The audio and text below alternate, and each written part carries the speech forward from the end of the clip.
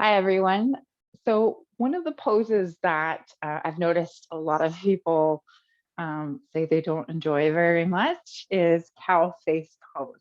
So I thought I would kind of go through it a little bit with you, give you some options, how to make it a little easier, a little bit more challenging, and then you can find whatever variation or combination of variations that feels good for you in your body.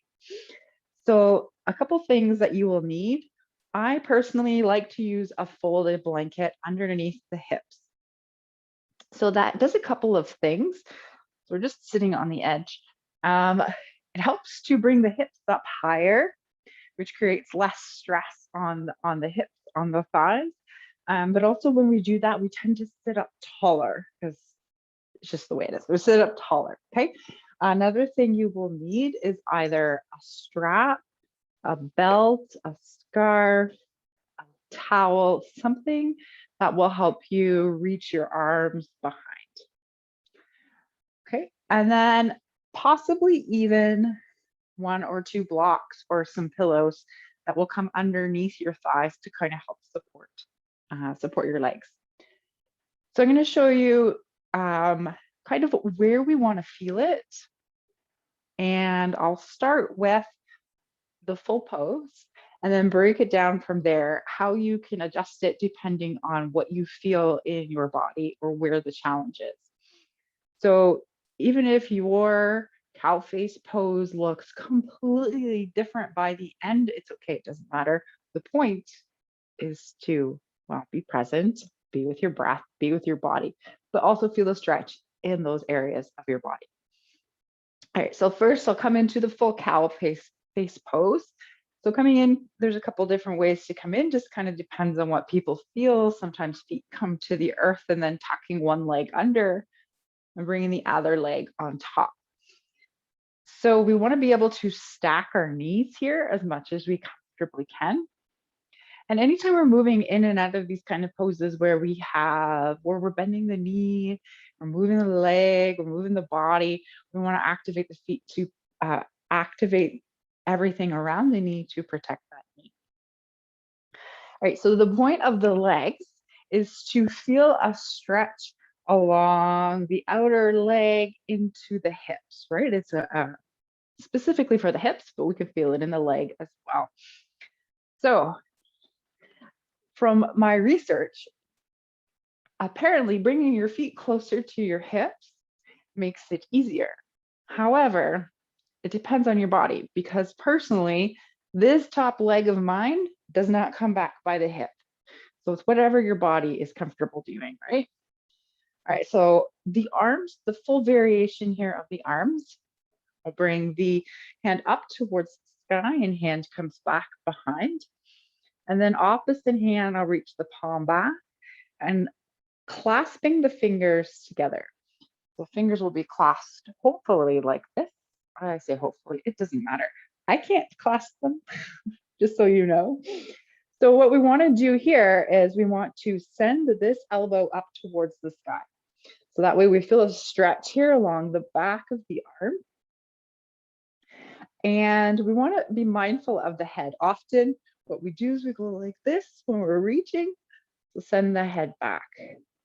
Okay, so there's options here. We can stay up high or we can activate the feet, hinge from the hips, fold forward. That'll bring a little bit more stretch here into the hips. Some people will drop the chin. Just be mindful of your neck, make sure it's comfortable, and still send that elbow up by the side of your head. Okay, so let's make this a little bit easier. For the arms, if you can't clasp your fingers together, perhaps you grab a hold of a strap or whatever you have. Place it over top of one shoulder. You're gonna bring that top hand behind to grab a hold of the wrist. The other hand comes, the strap. The other hand comes behind. So you're gonna be holding on to the strap behind you. Still wanna keep that top elbow pointing up towards the sky. Okay, so we don't wanna force the fingers together because then you can do a little bit of damage here in the shoulders, which is why I can't clasp them because I have damaged shoulders. Okay. And then the last option here for the arms is instead of reaching back behind with that bottom arm, that arm comes on top of the elbow that's pointing up towards the sky. So again, we want to send the head back. And it depends on the length of your arms. Some people have shorter arms, so maybe the arm comes out in front to send the head back. Maybe it reaches behind, depending on how your shoulders are feeling, okay? All right, so we're gonna release the hands and we're gonna work a little bit on variations here in the legs. All right, so remember I said the stretch, we wanna come into the hips, may even feel it along the outer thigh here, that top leg. So if this variation is not comfortable for you in your body, what you can do instead, shake it out, is to keep one leg out long, hug whatever knee is going to come on top, we hug that knee in, and then we cross it over. Okay. So if you can, you walk the foot out or tuck the foot in towards the hip, depending on your body. Again, we want to try and stack one knee over the other. It may not happen. You might be out here, and you know when you come forward, you're still likely going to feel it in the hip and in the thigh if you're unable to bring the foot back. So the reason for a couple of blocks is just kind of depends on where your leg wants to go. You may have to place a couple blocks underneath just to support the legs. All right, and then you find your variation of the arms. Maybe you sit up tall, maybe you hinge forward. Same thing, feet are active. And so two more options here. The legs can come into a different configuration rather than cow face legs if this doesn't feel comfortable for you. So one option is to come into fire log. So in our fire log, we bring the legs so that it's the same direction or going parallel to the edge of the mat. And then the other leg, activate the feet. Foot comes on top of the knee. The other knee comes onto the foot. Maybe we use one or two blocks here underneath the leg. And then you find your combination here of the arm.